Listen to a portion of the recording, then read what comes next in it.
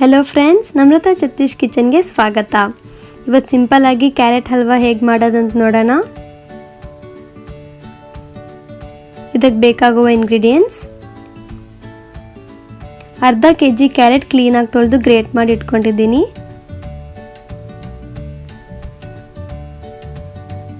2 ಏಲಕ್ಕಿ ಪೌಡರ್ ಮಾಡಿರೋದು, 10 to 15 spoons ಅಷ್ಟು ಶುಗರ್, 5 to 6 ಸ್ಪೂನ್ಸ್ ಅಷ್ಟು ತುಪ್ಪ. ಡ್ರೈ ಫ್ರೂಟ್ಸಲ್ಲಿ ಗೋಡಂಬಿ ದ್ರಾಕ್ಷಿ ತಗೊಂಡಿದ್ದೀನಿ. ಗೋಡಂಬಿಯನ್ನು ಈ ಥರ ಸಣ್ಣದಾಗಿ ಕಟ್ ಮಾಡಿಟ್ಟಿದ್ದೀನಿ. ನಿಮಗೆ ಬೇಕಾಗಿರೋ ಡ್ರೈ ಫ್ರೂಟ್ಸ್ ನೀವು ಯೂಸ್ ಮಾಡ್ಕೋಬೋದು. ಅರ್ಧ ಕಪ್ಪಷ್ಟು ಮಿಲ್ಕ್ ತಗೊಂಡಿದ್ದೀನಿ ಮತ್ತು ಸಣ್ಣದಾಗಿ ಕಟ್ ಮಾಡಿಟ್ಟಿರೋ ಬಾದಾಮ್. ಈಗ ಮಾಡೋದು ಹೇಗಂತ ನೋಡೋಣ. ಫಸ್ಟ್ ಒಂದು ಕಡಾಯಿನ ಸ್ವಿಚ್ ಆನ್ ಮಾಡಿ 1 ಸ್ಪೂನ್ ತುಪ್ಪ ಹಾಕಿ ಮೆಲ್ಟ್ ಮಾಡ್ಕೋಬೇಕು.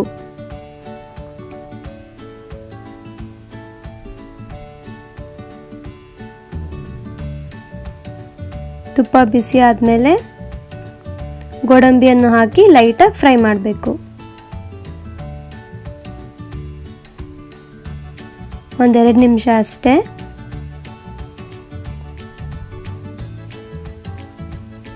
ಇದನ್ನು ಸೈಡಿಗೆ ಇಟ್ಕೊಳ್ಳೋಣ. ಈಗ ಸೇಮ್ ಪ್ಯಾನಲ್ಲಿ 1 ಸ್ಪೂನ್ ಘೀ ಹಾಕ್ಕೊತಾ ಇದ್ದೀನಿ. ಈಗ ತುರಿದಿರೋ ಕ್ಯಾರೆಟ್ ಹಾಕ್ಕೊತಾ ಇದ್ದೀನಿ.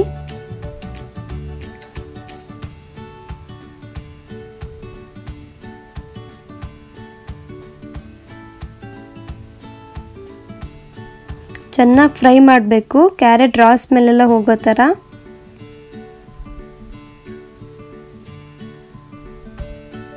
ಈ ರೀತಿ ಕಲರ್ ಚೇಂಜ್ ಆಗುತ್ತೆ. ಈಗ ಹಾಲು ಹಾಕ್ತಾ ಇದ್ದೀನಿ. ನಿಮಗೆ ಬೇಕಾಗಿರೋ ಕನ್ಸಿಸ್ಟೆನ್ಸಿ ಅಷ್ಟು ನೋಡಿ ಹಾಲು ಹಾಕ್ಕೋಬೋದು.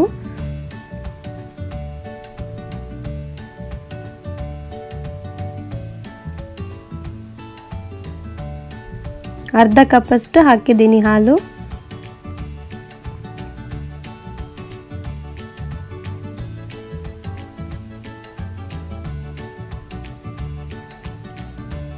ಚೆನ್ನಾಗಿ ಮಿಕ್ಸ್ ಮಾಡಬೇಕು.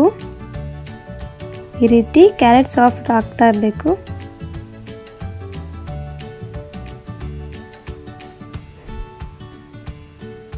ಇವಾಗ ಪ್ಯಾನ್ನ ಕವರ್ ಮಾಡಿ ಕ್ಯಾರೆಟ್ ಕುಕ್ ಆಗಬೇಕು.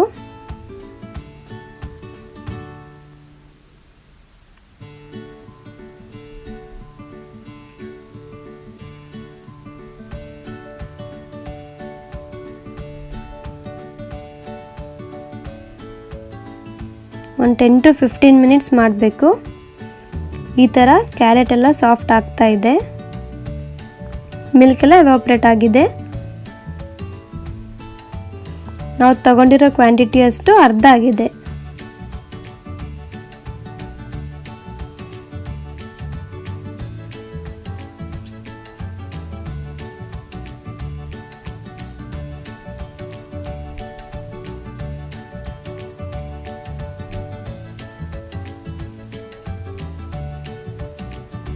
ಈಗ ಶುಗರ್ ಹಾಕ್ತಾ ಇದ್ದೀನಿ.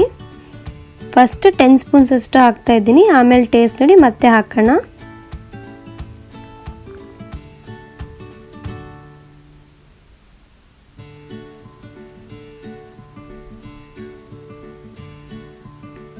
ಚೆನ್ನಾಗಿ ಮಿಕ್ಸ್ ಮಾಡಬೇಕು.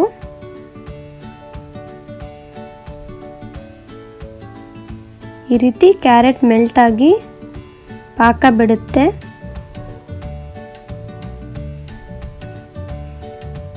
ಕ್ಯಾರೆಟ್ನ ಸ್ಮ್ಯಾಶ್ ಮಾಡಬೇಕು.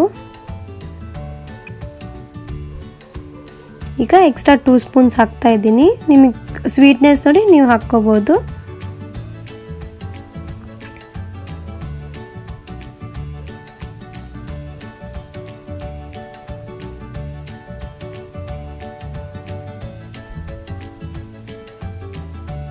ಈಗ 1 ಸ್ಪೂನ್ ತುಪ್ಪ ಹಾಕ್ತಾ ಇದ್ದೀನಿ. ತುಂಬ ಒಳ್ಳೆ ಫ್ಲೇವರ್ ಕೊಡುತ್ತೆ.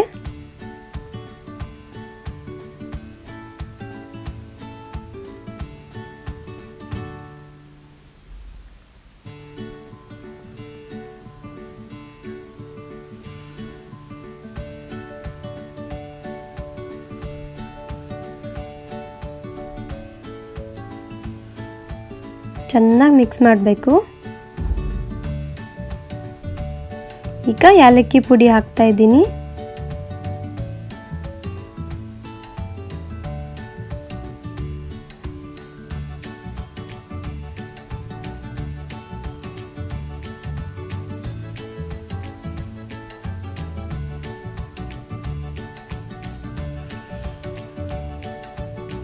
ನೆಕ್ಸ್ಟ್ ರೋಸ್ಟ್ ಮಾಡಿರೋ ಅಂಥ ಗೋಡಂಬಿ ಹಾಕ್ತಾ ಇದ್ದೀನಿ.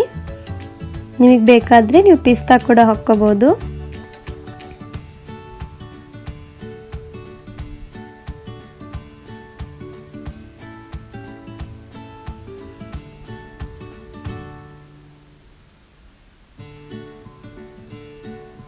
ನೆಕ್ಸ್ಟ್ ದ್ರಾಕ್ಷಿ ಹಾಕ್ತಾ ಇದ್ದೀನಿ.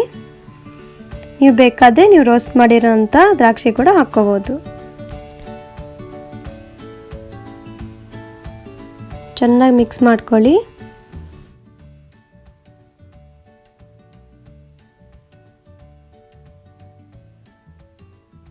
ಸಿಮ್ನ ಲೋವಲ್ಲೇ ಇಟ್ಟಿದ್ದೀನಿ.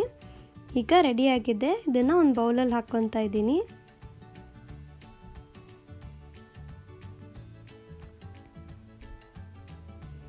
ಅಷ್ಟೇ, ಸಿಂಪಲ್ ಕ್ಯಾರೆಟ್ ಹಲ್ವಾ ರೆಡಿಯಾಗಿದೆ.